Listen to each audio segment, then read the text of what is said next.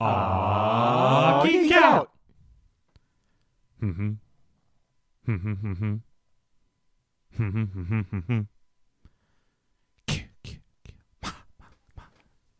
All right, kids, time to sit around the campfire for another episode of The Long Night at Camp Blood, the Geek Out retrospective of the Friday the 13th film series. 2 months after the events of the massacre at Camp Crystal Lake, a mysterious figure has tracked down lone survivor Alice and brutally kills her in her own home. Fast forward another 5 years, Paul Holt is starting up a summer camp counselor training center at a campground near Camp Crystal Lake. Acknowledging the camp next door, he scares the counselors around the campfire with stories about Pamela and Jason Voorhees. The same mysterious figure who killed Alice then starts tearing through the counselors in training. Is it possible that Jason did actually survive drowning in the lake and is now taking out camp counselors because he sees them as the reason for his mother's death? Yeah, it is. Welcome to the episode focusing on part 2 of the Friday the 13th series. This time, I actually have a co-host with me, my good friend and former co-worker, Chad Phones. How are you, sir? I'm doing well. Thank you for letting me be here. Yeah. So for those of you that don't know, which probably everyone that's listening to this except Jake, we used to work together at Blockbuster back in the day when that was still a thing. And Chad and I here, we would actually have some knockdown, drag-out fights over whether or not Jason or Freddy was the better killer. I, as you heard last episode, am still a bigger fan of Freddy Krueger, and Chad here, diehard fan of the man behind the mask, Jason Voorhees. Now, let me, before we start talking about this movie, let me get some backstory on you. Why do you like Jason so much? Honestly, Jason has morals. You feel bad for him. He's a mama's boy, and he's a little slicker than Freddy, in my opinion. Yeah. Okay, I can respect that. There definitely is a moral code to the Friday the 13th movies, which I did go over in the last episode. I actually have a list of like why everyone died, oh, you know what? I think I fucked up and didn't do that on this one. I can wing it. It'll be fine. But yeah. Whereas for me, like it was Freddy, especially as the movies went on, he just became more of a fun killer, and that's what I liked about him. But definitely by going through the movies, the Friday the 13th movies in preparation for this show, I definitely have gotten more respect for Jason. So what was your introduction to the Friday the 13th series? Did you start with Friday the 13th Part 1, or was it, just like a random movie and you went back and watched the whole series? Oh, you're going to laugh at this one. The first movie came out 3 years before I was born, to the date, so, I mean, but the video game was the thing that got me into it. I just thought it was a better video game than Friday the 13th, or than Nightmare on Elm Street also. Yeah? Was that, what console was that for?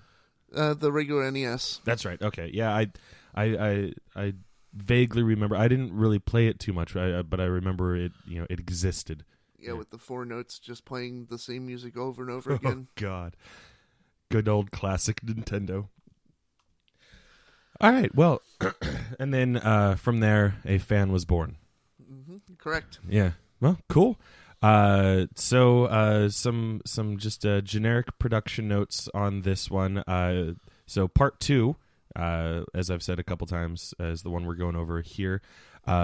Released April 30th, 1981, which is 1 year later, 1 year after the first movie, by Paramount Studios. Its runtime is 87 minutes. This one's written by Ron Kurz and Paul Scrudery. Produced and directed by Steve Miner, and then with a couple additional scenes directed by returning director Sean S. Cunningham. Filmed in, I think it was Connecticut. Where did I wrote that somewhere, and now I'm fine. I didn't write it somewhere. I'm pretty sure it was Connecticut. I'll correct myself later if I figure it out. This one had a budget of $1.25 million, which is over double the budget of the first one, and gross domestic returns was $21.7 million. And this one, based on the numbers that I saw, looks like it didn't have an international release. And while I was looking up those numbers, noticed that none of the following sequels until Jason X actually have an international release, which a little surprising for me, because I thought at least Jason Goes to Hell had enough I don't know, power to get international. But that's fine. The first one, as I mentioned in the last episode, was kind of a rarity getting an international release just because it was still technically an independent movie. So I guess shouldn't be too surprised that the sequels, as sequels tend to not do as well, didn't get international releases. But at least Jason X got an international release. That beautiful sequel. Real quick, Chad, what are your thoughts on Jason X?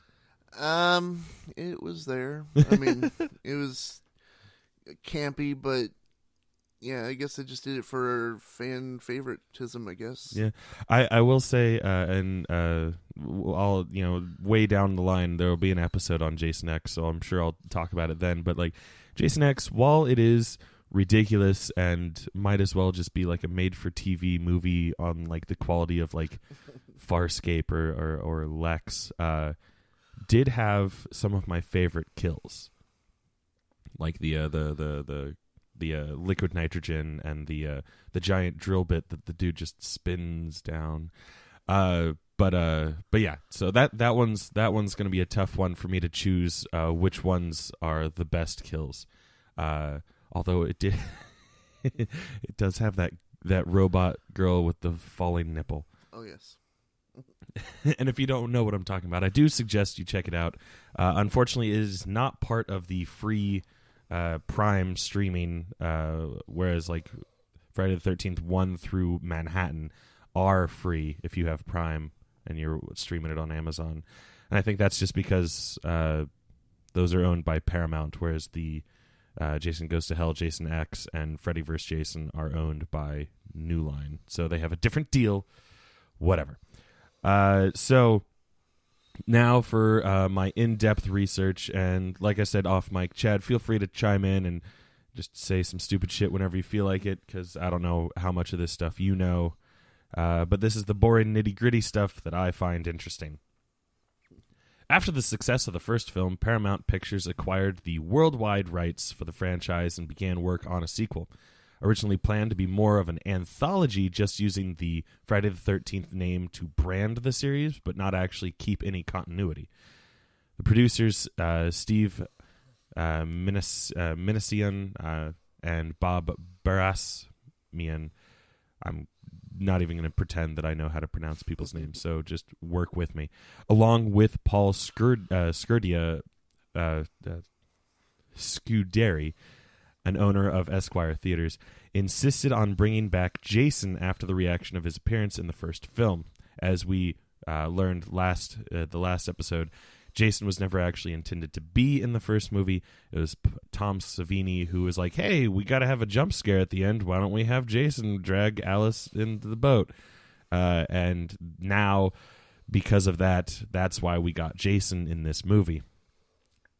Cunningham chose to not return as director, so Steve Miner, the associate producer of the first part, took over and would also direct part 3, which is one of my personal favorites in the series. In the film's record-length cold open, that's right, it's a long-ass cold open. It's one of the longer cold opens in cinematic history. In fact, the only movie that I can think of right now that has a longer cold open is The Departed, which its cold open is about 7 minutes longer. And we'll get to that near the end of this write-up with my little dumb trivia. In the film's record-length cold open, we see Adrienne King reprise her role as Alice, who is quickly dispatched by Jason in his first proper appearance. It was originally reported that her role was kept small because she had recently had some trouble with a crazed stalker. But in the documentary Crystal Lake Memories, the complete history of Friday the 13th, it was stated that King's requested salary was actually too high, and that's why she's not in the movie. So I don't know what you want to believe. Little dispute there. I tend to believe that actors want too much money, which is why a lot of times they're not in as much performance. But I am also not one to just discredit stalkers, because stalkers are crazy too. Oh, yeah. Let's see. Amy Steele, who plays the film's heroine in this one. What's her name? I didn't write her name. Do you know her name? Was it Ginny? Yes, Ginny. Yeah, thank you. Amy Steele, who plays Ginny, the film's heroine, had auditioned on a whim and brought a lot of herself to the character, stating, and here's a big quote from her, "At the time of making the film, it was before the genre really picked up, so I didn't give a lot of credit or take it seriously. For me, it was just another audition, because I had no idea what it would end up meaning after all this time. When I played Ginny, I was really young and different from a lot of the people working at the time, so that came out in my character. I was naturally suspicious of cocky guys at that age, and you see a lot of that when I'm on screen with Paul, played by John Fury. I tried to put so much behind the actual words in the script just so she felt almost unreachable to Paul and to the audience. I wanted her to have some power."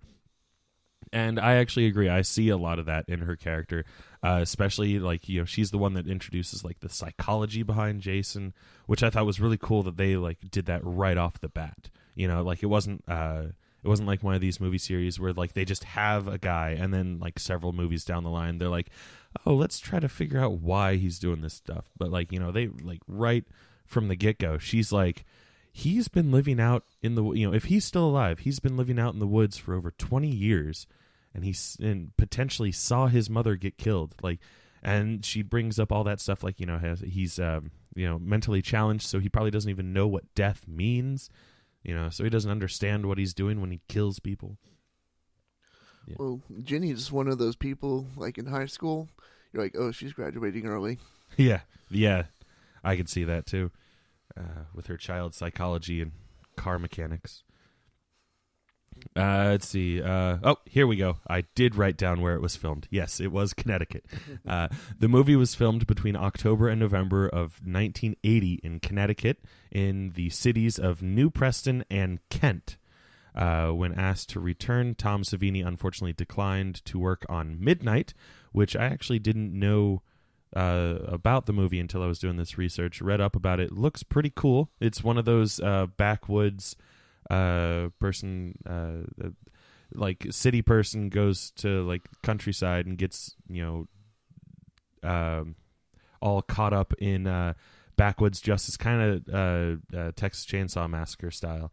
So it looks kind of interesting, and of course Tom Savini was did makeup and stuff for it, so it's going to be cool.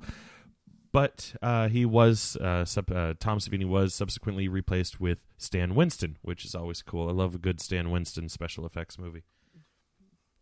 Let's see.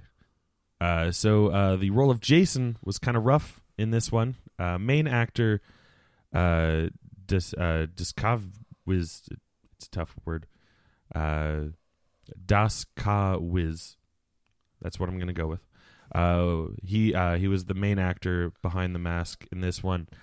He was rushed to the ER during filming of the climax after Steele accidentally sliced his finger open after he missed his cue to turn his pickaxe, and had to wear a piece of rubber to hide stitches when reshooting it, and other scenes. That scene near the climax where Jenny's got the mom's sweater on and she's doing the whole Jason, mother's talking, and then she goes to swing the machete and he sees mother's head and realizes, oh shit, this isn't my mom, and he goes to block it with the pickaxe. Apparently in that one of the shots of that, he forgot to turn it and got a big old slice. It's not fun. No. He also, it's not the only time he got hurt doing this. He also suffered major rug burn around his eye due to how the burlap sack was positioned in that eye hole, and apparently the flap of burlap kept rubbing up against his eye, so they had to tape it down, but then the tape kept rubbing up against his skin, rubbed his skin raw around his eye. So, thankless job. Let's see. There was also a rumor that John Fury, Paul again, actually walked off set before filming Wrapped, as he doesn't appear in the film's denouement, the final scene. But according to the filmmakers, his character was never actually intended to be in that scene. And depending on who you believe, his character actually dies off screen during the end scene where Jason jumps through the window. I'll get to later why that's a little disputed. But that's the original idea. Where was I? There we are. From the version that was submitted to the ratings board, 48 seconds were cut to drop it from an X rating down to an R. Most notably was the scene where Jeff and Sandra are impaled mid-coitus. Kind of like the last one where the director's cut was released that only had like 10 seconds added to it. A lot of times in these horror movies, the MPAA would be like, well, it's an X rating. And they're like, well, what do we got to do to bring it down to an R movie? And they'd be like, well, you can't be on this shot for, 30 seconds. You got to drop it down to like 25 seconds, which to me seems really weird. I remember when Scream came out, when Drew Barrymore's character dies, and it has that really fast zoom in on her. Like, that's fast like that because the MPAA was like, you can't hold on that shot for so long. And so Wes Craven was like, fine, we'll double the speed. So like shit like that, like 48 seconds seems so silly. I'm quite positive that you still get the same horror of all of those scenes, even with those 48 seconds cut out. But whatever. Released on the 30th of April in 1981. It brought in $6.4 million opening weekend to be the 35th highest grossing film that year, which down from the 18th. The first movie was the 18th highest grossing film of 1980. Still pretty good to be 35th, though, because there's a lot of movies that come out every year. And this year even had a lot more horror movies come out. Of note, Omen 3, The Final Conflict, The Howling, Scanners, Wolfen, Deadly Blessing, The Funhouse, My Bloody Valentine, The Fan, and The Hand. You seen any of those movies? I saw the remake of My Bloody Valentine. I didn't see the other ones that much. Yeah, I've seen this My Bloody Valentine. Pretty good. Mm-hmm. Fun fact: a lot of people call the remake a remake, but I argue that it's actually a sequel. Just because the opening scene of My Bloody Valentine is almost identical to the climax of the original, and it does take place more modern day, whereas the original, took place contemporarily modern day for when it came out, which clearly not as much of a divide in timelines, of the storyline, I don't think, but whatever. It's still, they're still fun. As to be expected, critical response was negative on this one, just like the first one. On Rotten Tomatoes, as of the time of my research, it held a 34% with 32 reviews. Roger Ebert wrote that it's a cross between the mad slasher and dead teenager genres. About 24 movies a year feature a mad killer going berserk, and they're all about as bad as this one. Some have a little more plot, some have a little less. Doesn't matter. Harsh words from Roger Ebert, but also to be expected. Sorry. They did really good on the characters this time, though. That's what I really liked about it. Yeah. I think they're really starting to figure out how to write characters in these ones. Mm-hmm. Good stuff. I wish they had done a better job of keeping it consistent, or keep getting better as the movies progressed. But I guess that's the problem of not using the same team every time. In the magazine Bloody Disgusting, David Harley commented on the transitional nature of the film, saying, "It doesn't exactly stray from the formula of the original film, Neither do most of the other sequels, but Friday the 13th Part 2 still stands as an iconic and important entry in the series due to the introduction of Jason as the antagonist of the series and the usage of Italian horror films as an inspiration for its death scenes, most notably the spear copulation death from Mario Bava's A Bay of Blood. So apparently the spear scene was similar to that movie, which means I kind of want to check out that movie. I watched the clip and how they're side by side. It actually, I agree. Yeah. Good stuff. Good stuff.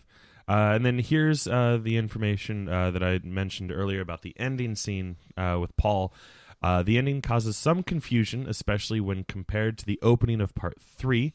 The intended interpretation of the window jump is that Paul is killed off-screen, but then in the beginning of the next film, there's an added scene before the window jump where Jason removes the machete from his shoulder, which then implies that the window jump is part of some dream sequence further reinforced by a line from the newscast at the beginning of Part 3, where it's stated that the kill count is only 8. So Paul does ultimately survive when you put in the continuity of the rest of the series, but as I just said, the original intent was that Paul is killed, Ginny's the only survivor. We never really find out how she escapes from Jason because it kind of does like a hard cut from Jason jumping through the window to her on a stretcher being taken away.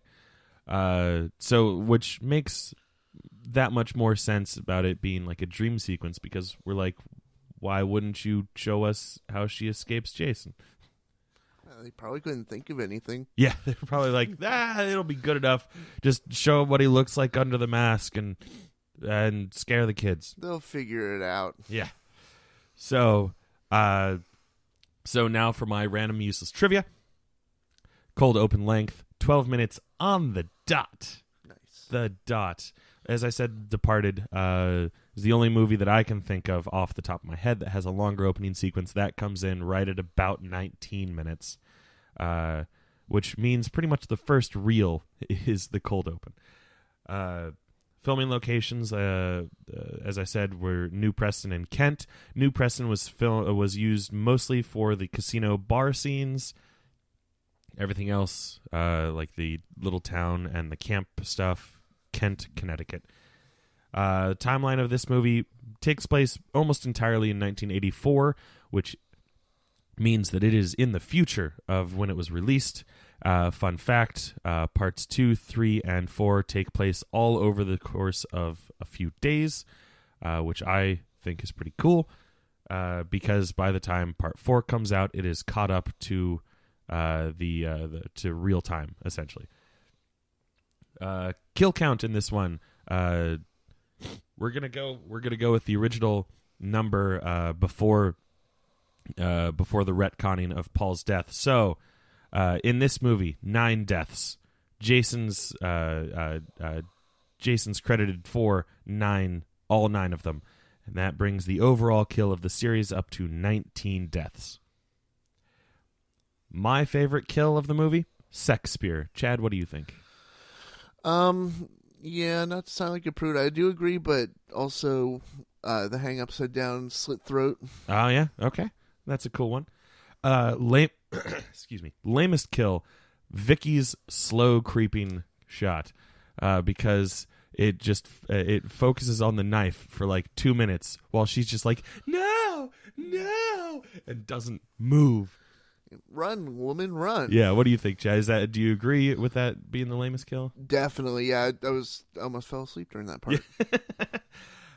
So every movie has what I like to call a killing spree near the end of the second act.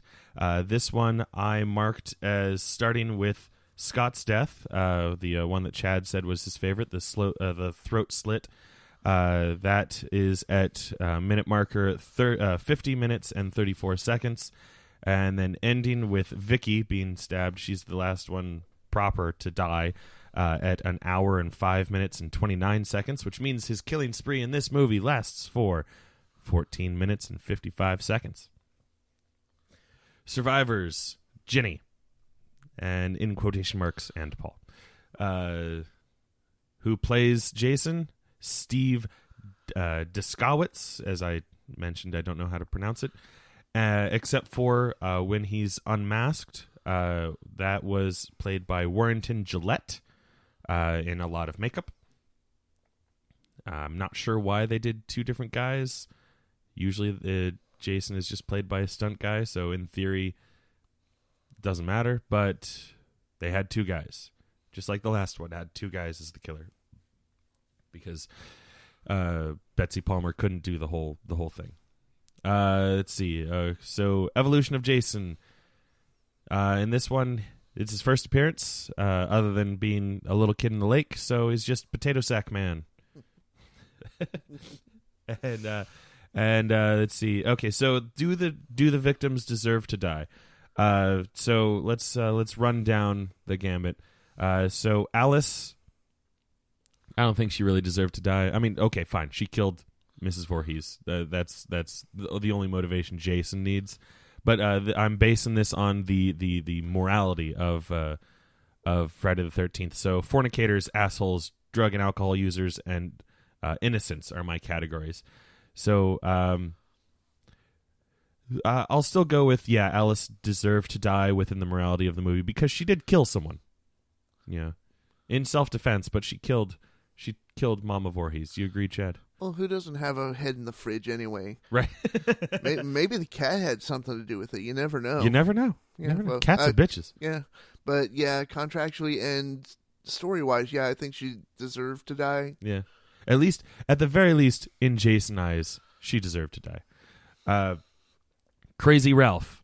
I'm going to go ahead, as much as I dislike Crazy Ralph's character, I'm going to go ahead and say that he's an innocent because he was just there. Well, he's a foreshadow. That's what he is. So, I mean, they can't do much with him. Yeah, in the first movie, he was actually originally supposed to be a red herring, too. The misdirect as to, you're like, oh, he's totally the killer. He's the one saying that all these kids are going to die. But in this one, they were like, well, we'll bring him back for old time's sake, but fuck him. The policeman, all he did was trespass. Well, that's the job of the police in the movie is they get killed. Yeah. If you're a cop in the Friday the 13th movies, you have a short lifespan. Scott, he was an asshole. He deserved to die. Oh, yeah. And a pervert. Oh, yeah.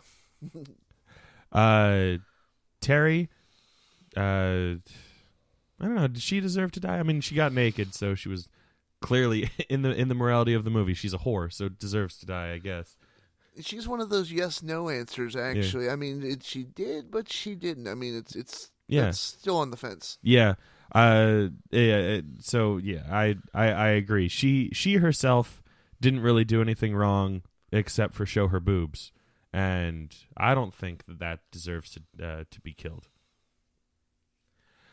Mark. Poor Mark. Bound to a wheelchair. Guy can't catch a break. Is about to get lucky with Vicky. And then takes a machete to the face.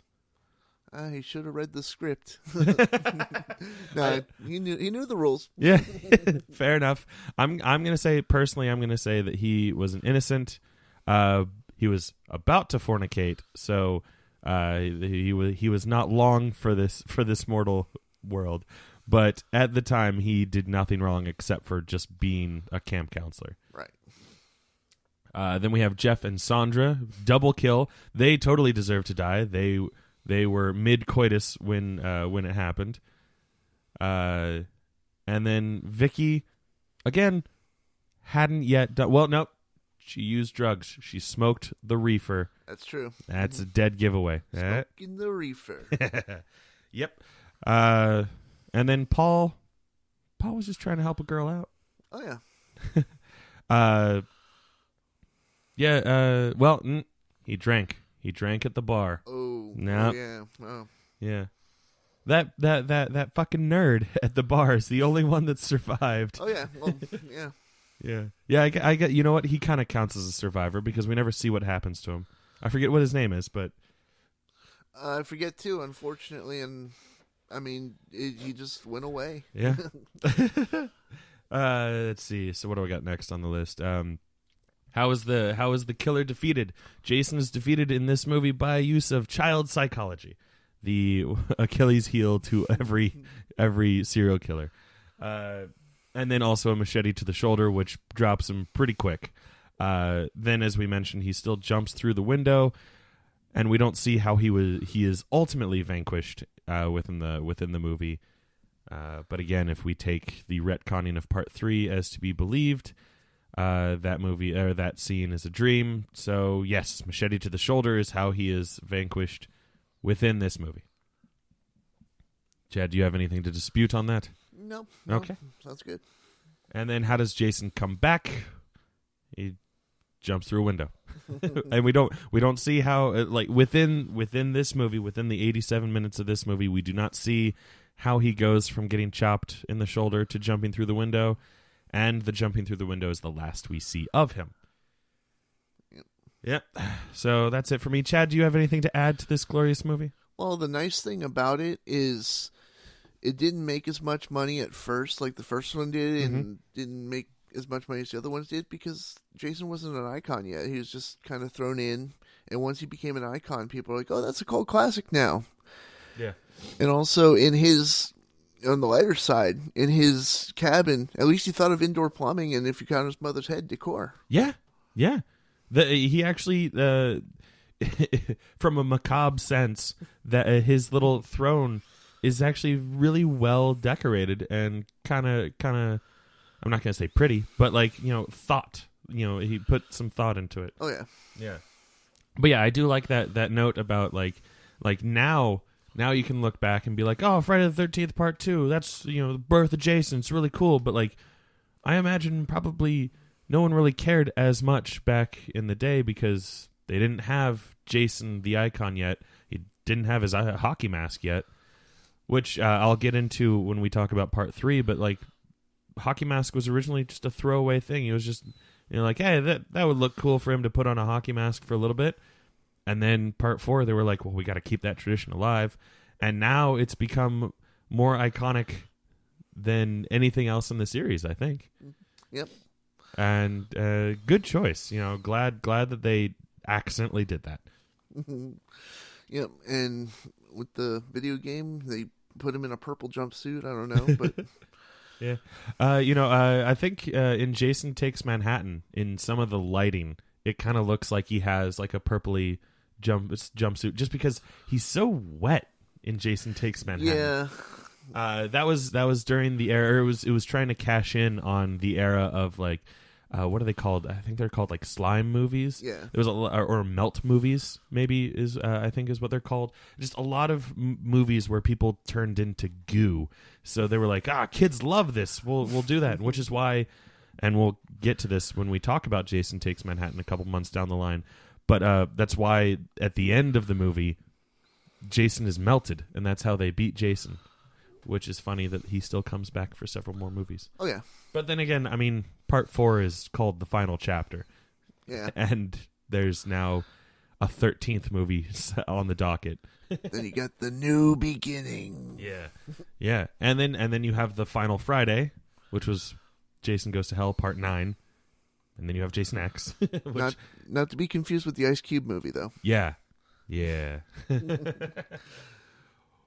Well, Chad, it's been fun talking to you. It's been fun catching up with you because I feel like we haven't had a proper conversation since we worked at Blockbuster. Yeah. I mean, we've run into each other a couple times. We kept the friendship going, but yeah, it was good talking to you. We'll talk wrestling someday. Oh yeah. One of these days when I finally get off my ass and start a wrestling podcast as well, you'll definitely be a regular guest on that one. Nice. So kids, it's time to sit around the campfire and sing Kumbaya, and we'll be back next summer, and by that I mean next month, for Friday the 13th, Part 3D. Ooh. Goodbye. This has been another Geek Out production. If you enjoyed what you heard, hey, we've got a special episode every Friday. Of course, there's the usual catching up show every Wednesday, and you get book club episodes just about every Tuesday these days. Thanks for listening. All right, kids, another shit.